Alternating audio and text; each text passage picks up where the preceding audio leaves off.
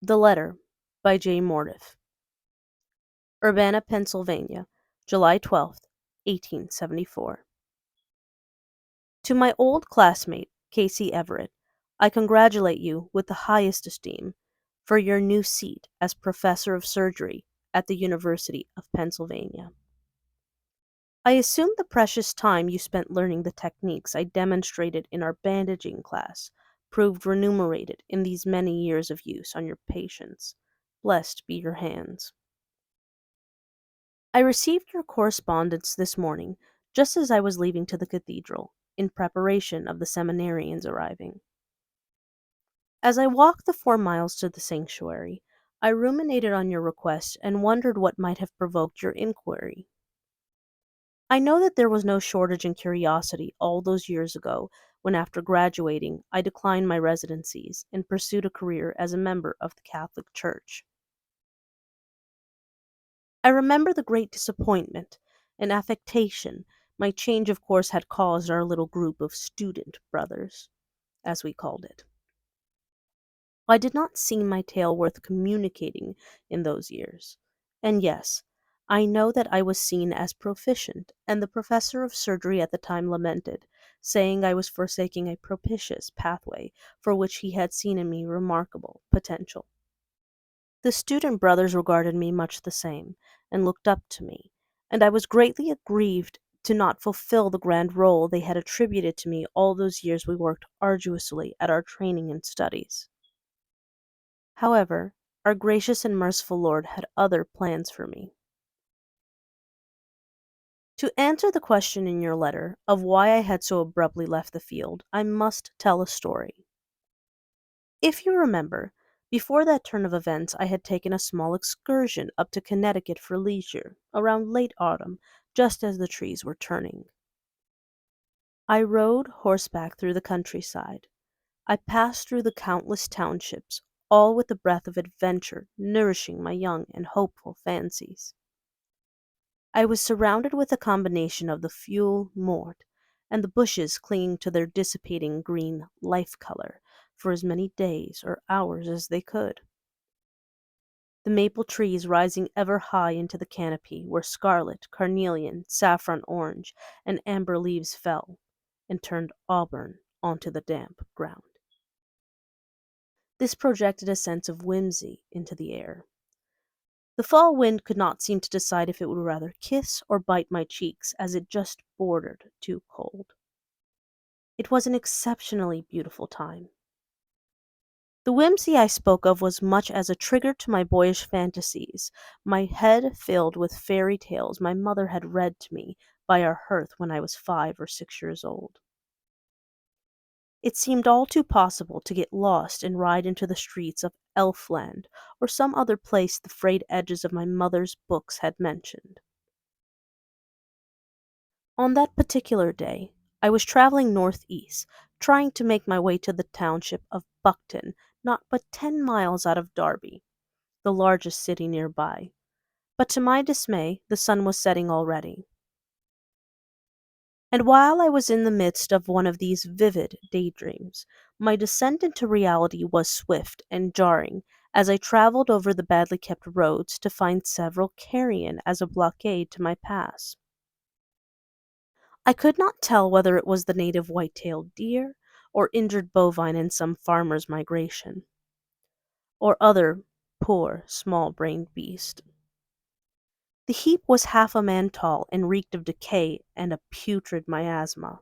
I was sure to have some element of fever. I pinched my nose and rooted myself through the forest, avoiding the flies and fetid decay. I thought it strange that the local carriage riders nor the constable had taken to resolving the matter, as the dead animals must have been there for days.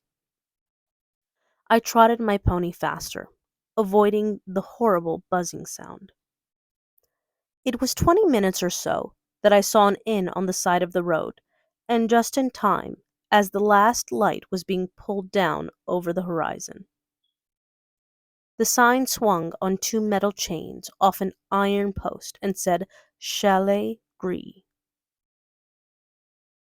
A quick look showed it was a sturdy, handsome little country inn, but in want of paint, no less. The locals making their way out of the tavern portion of the inn looked well fed and hale. A cat nearby the doors told me it was free of vermin. I was greeted outside promptly by a young man who detached the leather satchel from my mochila and escorted me into the interior of the place. It smelled of bad tobacco and turpentine, and almost like the sea, as though some long-traveled seafarer had brought the scent of the coast with them and left it behind as a lost button when they left. It was clean, and the fire was warm. There were travelers there, as I saw a few other horses in the stables, but I could not figure by which road they came in, or if they had traversed through the woods as I did. I made my way to the front desk, and I greeted the proprietor with my most amiable of countenances, in hopes to procure a room despite the amount of patrons. I stated I had come from past Derby, and I was in need of a meal, some ale, and lodging. The stout, ginger-bearded man wiped his hand across the corners of his mouth and pulled his hand over his beard until he could pinch it at its ends. He frowned deeply. He told me he hadn't much by ways of rooms. I nodded and said most anything would do. He was a tough man, who looked like he had seen many long, difficult winters, but something in his blue eyes, a hint of some odd emotion was there. I couldn't quite put my finger on what the expression was. The man nodded grimly, and reached behind himself to a single key on the shelf. He said in a tone, much like someone ashamed or concerned of appearances, "It's the only room left. It's not my favorite, but if it suits you, you can have it." I had on my good bowler hat with its grosgrain ribbon and fine woolen green frock. I thought perhaps he was concerned of the humble nature of the place, the paint chipping on even the desk between us. He led me down a corridor, lightly lit. These seemed to be hard-working people, all of modest means. We stopped in front of a door whose paint chipping was at such an advanced stage that it hardly had but paint on it at all. The man inserted the key into the lock, turned, and opened it. He did not enter the room but stepped aside. I looked swiftly, and though there was a stale, musty smell, I reassured him of its acceptability and put out my hand to take the key. He hesitated. Just then the boy had come up with the satchel. He was walking, a teenage shaven-faced duplicate of the auburn-haired proprietor. I studied them for a second, unsure of why they had stopped so abruptly, and were now only staring into the doorway of the room. On the boy, I saw that look again that his father had but moments earlier. And then it hit me that the glimmer of wide-eyed concern I saw appeared as fear. But it seemed silly. All was cozy and quiet. The boy stared into the room wide-eyed, as if he half expected to see something unsettling. With my hand still out, I looked into the room and saw through the window the setting sun behind the distant hill. I walked into the room, did a half-turn. There was a bed, a desk, a small table, and a fireplace, with a chair beside it. I reassured the man of my contentment with it. He nodded, and the boy apprehensively placed my pack on the back end of the sofa. The man handed me a key. He let me know they were having beef stew that evening. My sheer elation at the mention of food made the man grin, though hardly. The boy stood, ever grim in the hallway then. With a stern look from his father, he then scurried along. I took the key, locked the door, and followed him down to the dining area. 4 tables held as many as 3 guests each. We made 9 total in the area. There were people playing cards and drinking copious amounts of the ale known in those parts as bitter herb, or as we call it, black ale. A tankard was soon brought out from the cold cellar. It was frothy ale. I regret to inform it was not black at all, but what it lacked in rumor of color, it made up for in sharp bitterness. I found it bearable, but the stew was nearly uneatable. At my wincing, the boy told me the kitchen hand was apparently new and placed more salt in the stew than normal, and consequently more sodium than I had ever had in one sitting. I grimaced with every bite. A group of onlookers, one wearing a Stetson, much like the cow shepherd Westerners, laughed behind their mugs. I thought it a bit rude, but smiled back, being a sport. The bread given was scarcely more than hardtack, but I soaked it in the ale, and it was acceptable enough to calm the rumbling of my stomach. The owner came round and checked on all of us. I gave him great thanks for everything, my manners in place. But it was strange to me, in the dancing of the firelight in the smoke-laden dining room, when the owner greeted the other guests, the one in the Stetson gestured for him to lean down. I then saw the guest whisper something in the proprietor's ear. The owner nodded. Then they looked at me queerly. I wondered if they were chatting about me. I shrugged it off as paranoia. I was traveling from afar, and from my accent it was sure to be noticed and remarked on, I figured. The barmaid, who was consequently the woman who cooked the stew as well, refilled my drinking vessel with the harsh ale, and I thanked her for the meal. I took the tankard with me to my room.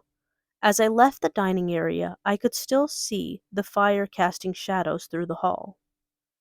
I looked back to see the barmaid standing there, eyes widening as I caught her staring. She then hurried off back into the kitchen. I knew now the man with the Stetson was absolutely talking about me with the proprietor. I wondered the cause of this deeper now. I supposed being as a manner a gentleman, and not as hardy as they were on horseback, perhaps my ways seemed strange. I was exhausted from my ride and settled into bed. I was pleased to find a fire was made for me. The linens were warm and smelled lightly of perhaps wildflower or lavender. I fell into a comfortable and deep sleep. Had I been able to sleep the entire night, I might have considered it the finest rest I had on my travels. But deep into my slumbering, when the night grew cold and all souls were put away in their beds, I heard a strange scratching sound. I stirred. I heard it again, but this time more aggressive. I had hoped it was the cat I had seen earlier outside the inn, but as it happened again, I looked up from my bed. The fire was embers now. The moonbeams fell into the small room as I strained my eyes toward the window, but the curtains were still in the way. I then turned my head. Something then caught my eyes, but this time it was not what was outside, but what was inside. There, in the chair by the fireplace, was something. It was not a person as you and I would know it. Not at all.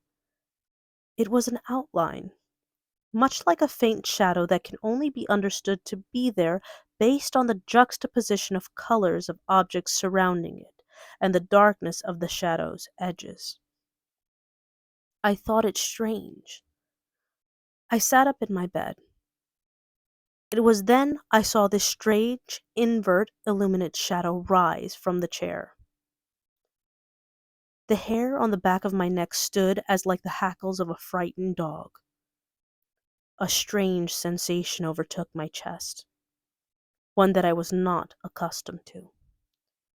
My long hours spent cleaning the dissection rooms and one-on-one anatomy studies poring over dead bodies for hours with the professor of surgery had never provoked yet such a morbid feeling of fear, of and being in the presence of, with no other word suitable, death. The shadow walked slowly towards me. I could see now the apparition was in the shape of a woman, her gaunt features barely observable in the moonlight. Terror struck me dumb and unable to move. It was then she raised her hand and pointed out the window towards the hill. She said, in a voice like a rasping whisper, house on the hill. Don't let them build over my house on the hill. At that she turned, and then walked toward the window, and then, all at once, through it, and disappeared.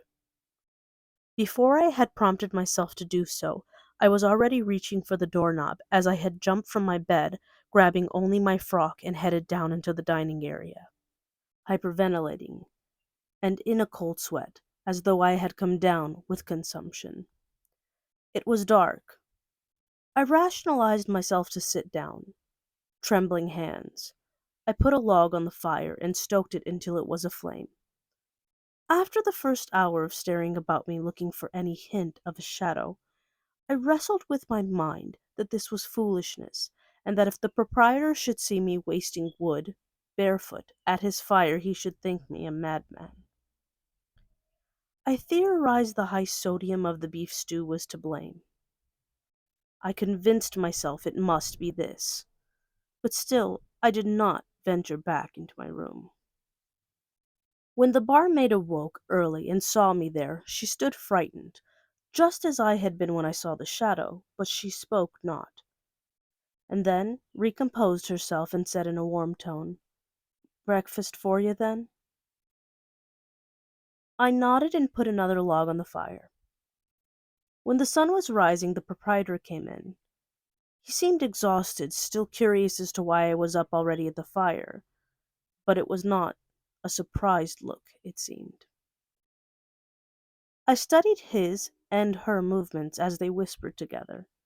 I, after many hours of coaxing myself, re-entered my room, now filling with light, and dressed myself properly, but soon exited, shutting and locking the door behind me. I sat back in my chair by the fire in the dining area. None asked me why I had been up so early and half-dressed. All went on as though they had not noticed. After the locals started pouring in, and the other guests awoke, much in the place seemed bright and pleasant. Some of the inn tenants were gregarious, curious about my travels and delighted to hear about my study of medicine. In their chattiness I partly forgot about the events of the former evening. Some asked me for recommendation on coughs and sore muscles. I gladly took scraps of paper and wrote down elixirs one could make, or asked the Derby apothecary to mix. As my concerns waned, I still trailed to the events of the night. I admit, thinking them partly humorous now. When the barmaid brought over some of the wretched ale, I softly asked if there was a house on the hill. She nearly overpoured my tankard and then said, "Oh no, nothing there since the old house burned down." I thought this an odd comment. I mentioned it no more. But as boredom crept in, I overheard the stories of the other patrons. I caught words here and there about a woman who visited here with her lover at the inn. The guests seemed to allude that it ended poorly for her, but I could not hear the rest of the stories. I didn't inquire directly, but this provoked my curiosity. Out of the window, I could see nothing but barren land on the little hill. I took up my horse without my mochila pack and rode about for a while. And I know not why, but ventured up to the same hill in question. My pony found the path before I did. After going up over the undergrowth and passing the surrounding trees, I, at last, came to the hill. There was nothing. No burnt scraps, no signs of one that had lived there before. Things were cleared out, and some wooden stakes on the ground tied together with string, much like a carpenter would do in measuring before building. I thought on this carefully. I headed back to the inn, the ride doing my heart and spirit much good. I read through the Psalms under the tree for some time. When I returned, the sun was setting again, and the barmaid came out with nearly the same meal she had prepared before, but this time it was brown stew with no meat. I kept my ale and hardtack but sent the stew away. As I looked up, I saw a man who appeared to be the constable conversing with the proprietor while seated by the fire. I overheard him say something to the effect, "I'm sorry you had to be involved," to the proprietor, and "I'll have the pastor come up and bless the place again." He then caught a hold of me and nodded. When he nodded at me, I was compelled to ask why the carrion had not been cleared out of the roadway. He said he had already seen to it and that he had been away for some days in Derby, where he was extraditing some criminal. I then asked what the man's crime could have been that the constable himself had to extradite the criminal. The man grew uneasy and answered, "They brought about a quick trial and wanted me to give testimony. I stood until he was hanged." "And how grievous was his crime to be hanged?" I asked. The constable replied, with great trepidation, looking to and fro the owner, "He was a murderer and an arsonist." "And who did he murder?" I asked again. The owner and the constable had furtive looks at each other. The constable then took in a deep breath, cleared his throat, and said, "Just a local girl, but there were a few more in Derby." He then wished the owner a good night and said, "I just came to bring the news. Have a good one, Joseph." His sudden departure I found odd. It was yet another odd thing, just as odd as the ale and hardtack sat in my stomach. I reluctantly retired to my room, but as I did, the owner said, "Is it too warm in your room?" I was confused by this question. He then added, "If the fire is too much, you can leave the hallway door open. We could always use the warmth." Needless to say, I found the statement odd. All the same, I nodded. I retired to my room, and that night I slept with the door open, fully clothed, even wearing my shoes. The open door led to the candlelit hallway, which gave me some comfort. I, at length, fell into a light slumber this night. That was until I heard the scratching. I awoke slowly and with great concern. There was part of me that wanted to convince myself I was not worn crazy from my travels, and to confirm I did see something the night before. It was then I turned my head to see the woman now standing right beside my bed. I laid breathless, paralyzed again, dark, inhuman eyes staring down at me. I could see her white dress now had blood on it. With an angry scowl and an even raspier voice, she said, "Don't let them build," and pointed out toward the window. She then lunged at me, as if to shake me. I ran from the room, catching my satchel, pack, and frock. I looked toward the window only for the briefest of glimpses and saw a pale, two-tiered house now glowing green atop the hill. But nothing more could my horrified eyes glimpse. I ran into the dining room, where the owner stood, drinking an ale. It was only 10:30 on the clock, and he was still straightening up the inn. I settled my bill right then and there, and sent the boy to take up my horse. Half crazed, possibly only telling some of the story, I told the proprietor why I was leaving, and he only nodded and asked if he could do anything for my travel. I stared at him perplexed, but soon I understood, and I declined. I then took up my horse and fled from the inn within 5 minutes, and rode all the way to Derby, giving my pony all the way kicks from my heels to proceed at breakneck speed. Once in the city I found an inn, and I did not leave that bed for a day or two. It had taken some time to calm my nerves from the event, but I dare say I hardly slept more than an hour at a time, constantly arising and checking the chair to see if there was some apparition in it. There was not.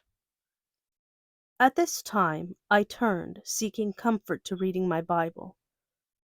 Long hours it stood with me, as I read through passage after passage I had never learned as a boy.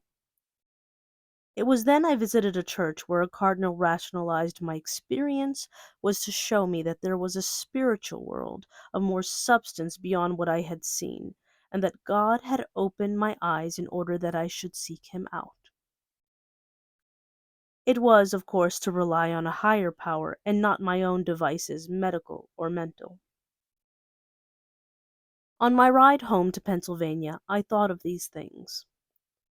I stayed at my parents' home for some time, and my Catholic mother praised the decision to become a clergyman, as she revealed she had a dream that such a thing would occur when I was very young. My father, in his stoic and speechless demeanor, gave no sign of approval nor disapproval, which meant he was not opposed to the idea. And soon thereafter, after many visits with the bishop, I returned to tell you and the rest of our student brothers the news. I then became a seminarian myself not long after, and felt a transcendent, ethereal peace as I had never felt in medical school. I slept well after that. I knew then my choice to be sound. It was several years later that, by chance, a fellow native and patron of the local bakery told me he had ventured that way into that township not long ago and would soon return. I had told him my story, and to his amazement, when he returned back from the township again, he would bring me word of the ongoings there. On his arrival back, he told me that nothing was built on the hill, and that ever after no guest has had any trouble there in the chalet gris.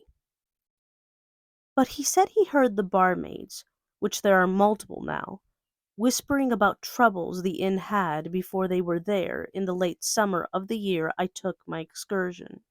He said the wooden markers and string had been taken down, and that all that grew on the hill now were the most redolent panoply of flowers. I do not recall there being any flowers there when I had been at the hill. I am nearing my 25th year in this church, and I have been a facilitator and officiator in many weddings, births, and deaths. I have seen my share of other worldly things to date. I do not know how a doctor, and now professor of 25 years of experience, would see my tale, and I look forward to your correspondence in return.